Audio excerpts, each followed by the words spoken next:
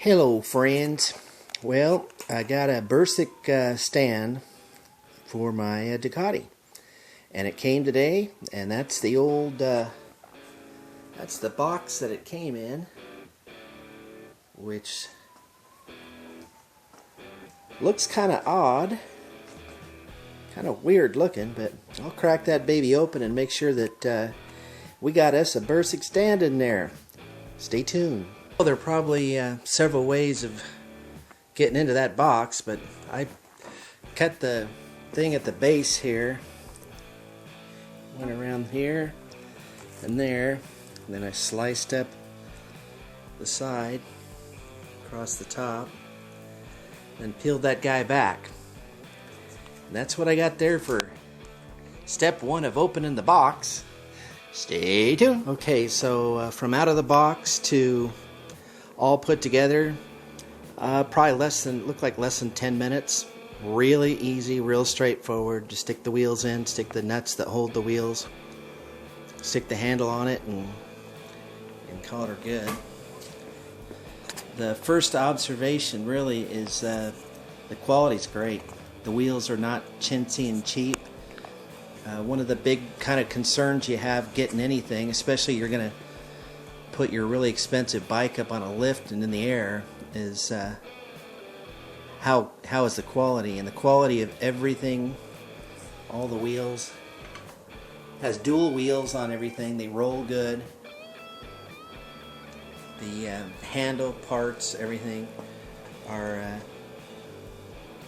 a nice quality. It's not like cheap, unfinished kind of crap that you see. It just pretty good.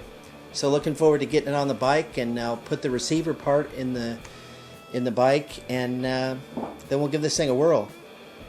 Alrighty.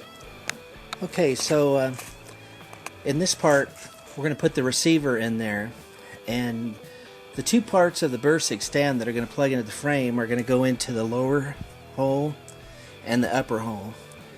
And what you do for the upper hole, first of all, you got to take your plugs out. I have frame plugs in there right now, so I pulled the frame plugs out of the top and the bottom. And in this top one, you're going to use a 14mm socket, and on the other side you're going to use a 16mm socket and take the nut off.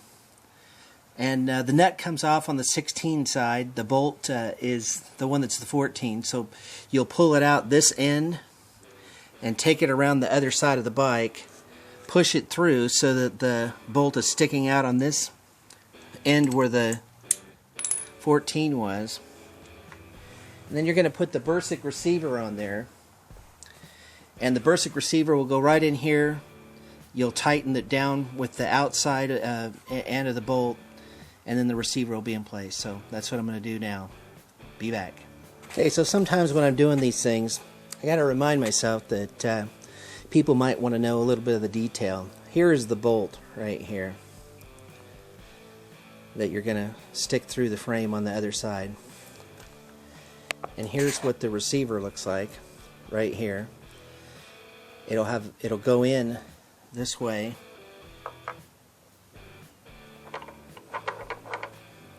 And you can see it's got a hex on it, so you just hex that end down.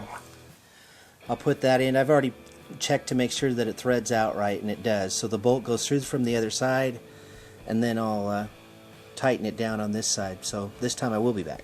Alright.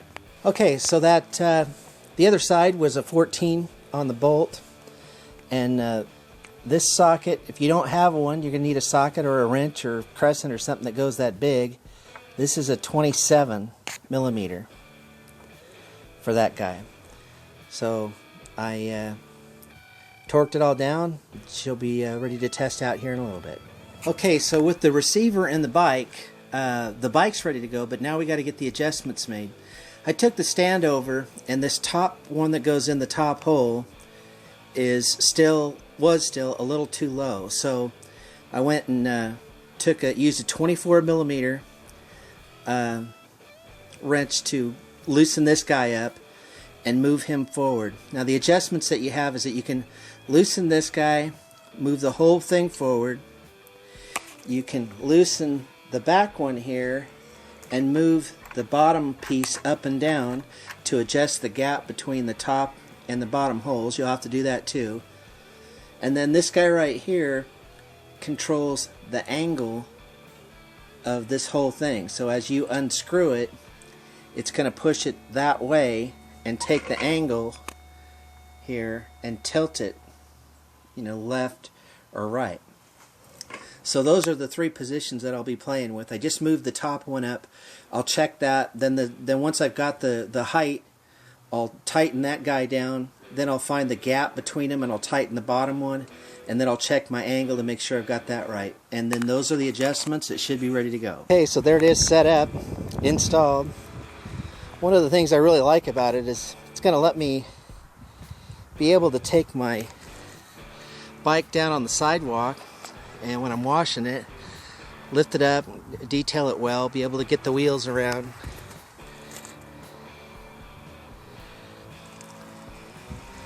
All completely off the ground, front and rear. Front's not that high off, the back's maybe a few inches off, but things working good. I mean, I put it down there and wheeled it from one side of the sidewalk to the other. It's on. You can look at their videos to watch guys demo cranking it. I mean, all you do is stick the thing in the frame and push the handle down, and it lifts it up and clicks in place. So you got to be careful, obviously, with when you connect it, when you disconnect it, not to let the bike tip over.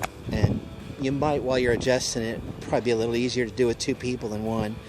When I was adjusting it, I sat on the seat and pulled it in, and then was able to stabilize the bike while I was getting it where I needed to go. So anyway, that's it.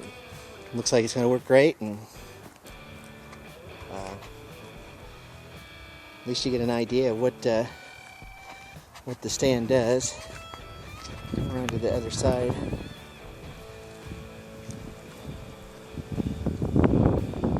All you're seeing there is just that it's up off the ground on this side as well, all exposed. It'd be kind of cool to do photo shots with it that way. So anyway, there you go.